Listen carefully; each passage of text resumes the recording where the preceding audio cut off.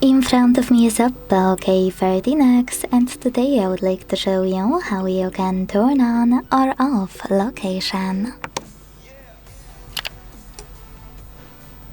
Begin by going into Tab menu and looking for Location shortcut. When you find it, click on it.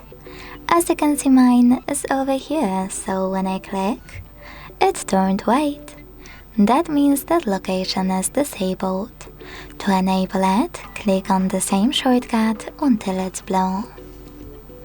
If you want to, you can also go into Devices Settings, scroll all the way down and click on the Location section over here.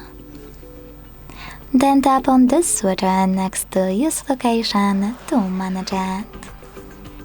Thanks so much for watching. If you enjoyed this video, don't forget to leave a like, comment and subscribe. Bye!